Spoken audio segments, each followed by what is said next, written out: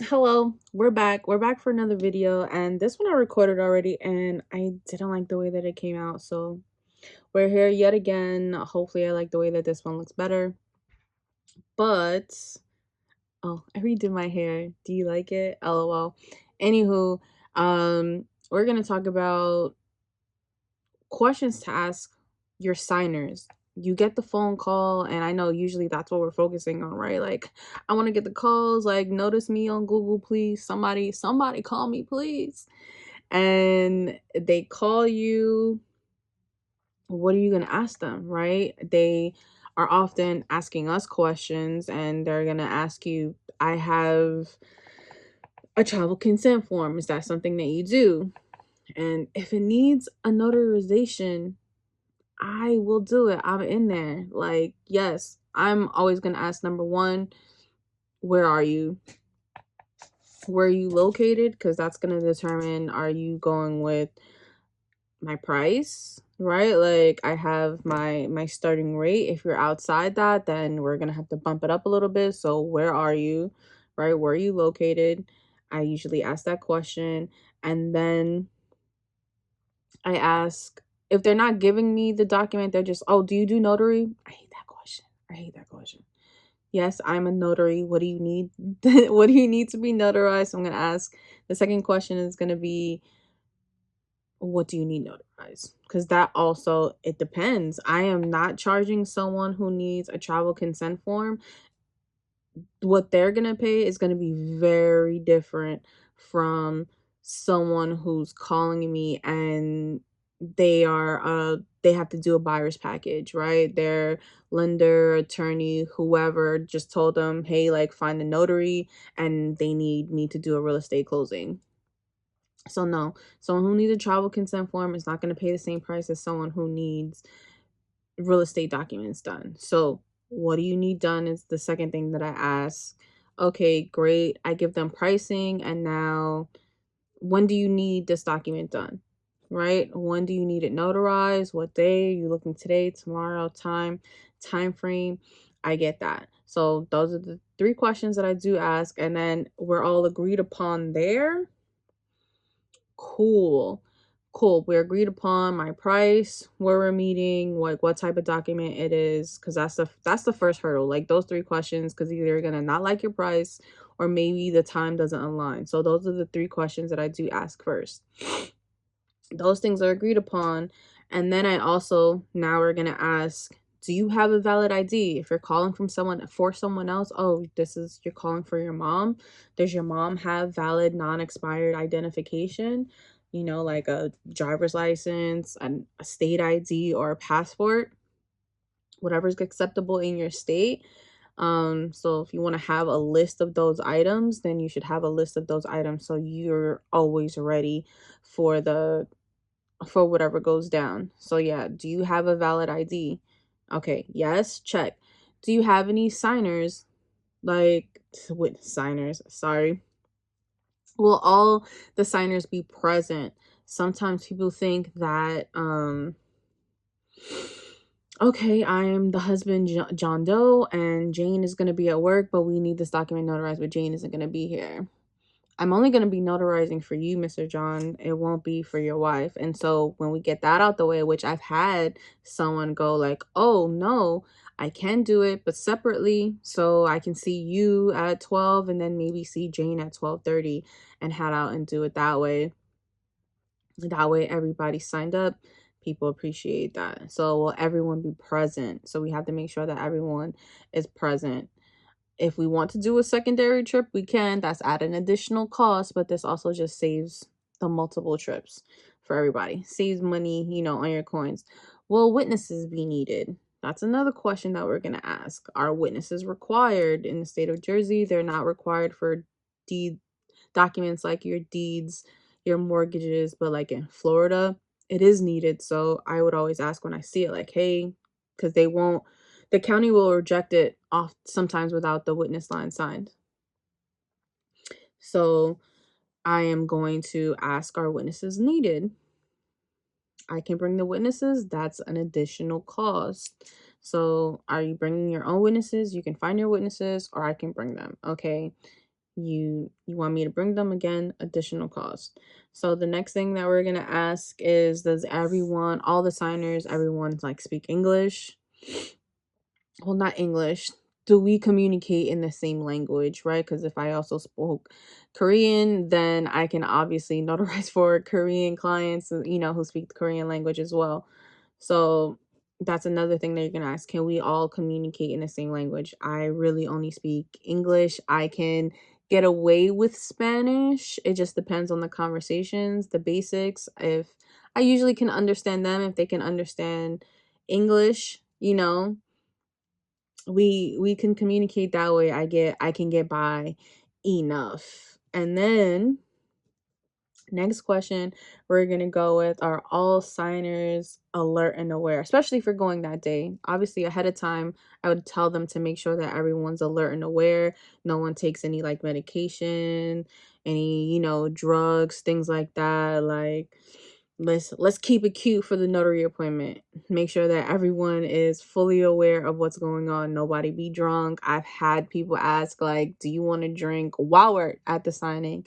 And in the middle of it, or want to have a drink? No, Mr. and Mrs. Signer, we don't need to do that. You can do that afterwards, right?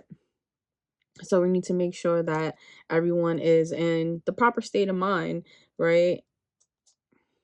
So the next thing, can everyone sign their names? I've never had to ask this question, or I haven't asked this question. Maybe I should throw that in there, but I personally don't really ask this question. So this is kind of a bonus, because you always want to stay ready. So especially if they're signing, if someone else is signing, if they're calling for someone else, that might be like a good question to ask, to be on alert to ask. But I definitely I don't ask that question for real. But it is a good question. Can they sign? I don't know what it's like to have someone signed by Mark, because again, I haven't been in this situation. But if I am, as I keep plugging, be a part of the National Notary Association, so you can ask, have your handbook handy. My handbook is on my iPad. My handbook is saved on my Google Drive. My handbook is saved in my files. If I ever need to look at anything or a question, and if it's not clear, I'm calling the National Notary Association. So yeah, I haven't had to deal with that, but that's definitely a good question. This is another bonus question, because I don't really ask this either, because I don't care. Not that I don't care, but no, it's about pets. And this one is, do you have any pets that might be of concern? I don't mind pets, right? Like, I know, like, they can get kind of crazy, and it can seem intimidating, but I feel like when people know when their pet like be walling out, or sometimes I guess that's POV, right? And maybe they don't feel like their pet is walling out, and you might be like afraid. So if you were scared or afraid, or you prefer pets to be put away, then ask about the pets. Hey, do you have any pets? When I come to the closing, or when I, for the signing, please have all pets put away. Notable moments is pet friendly. I don't ask anyone to put their pet away, because I know for sure people coming to my house, I'm not putting Ollie away. I might keep him in another room. It just depends on the vibes. But yeah, right? Like, I may put him in another room, or he's just gonna sit on my lap, because he's gonna be like chill on my lap. Right? So, but you do what makes you feel comfortable. I do not mind, as the notary, right?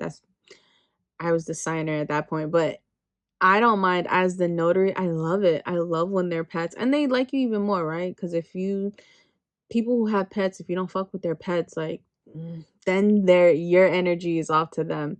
So I like bonding with clients about like their pets. So their pets have, sat. I've had I think a German Shepherd's head on my lap the entire closing, and I did not mind. While they were signing, like, at least I had like a little cuddly friend during the signing. So I definitely don't mind pets. And cats are funny. They'll sit on the documents. I've had the cat, like, just every time he will just sit on it. Cats let you know they run shit. Cats might need to be put away low key.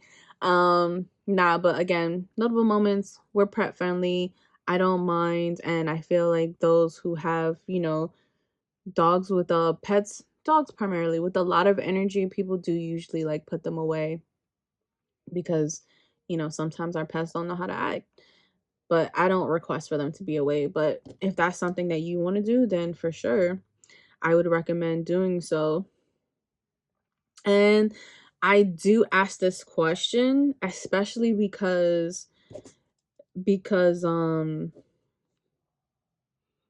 I tend to service the city area, so like Jersey City, Hoboken, and there isn't a lot of parking there. Parking really suck in those areas. So I asked, what's the parking situation? Like, is there a parking garage? Is there guest parking? That's why also the area that I service, that's why my price is my price.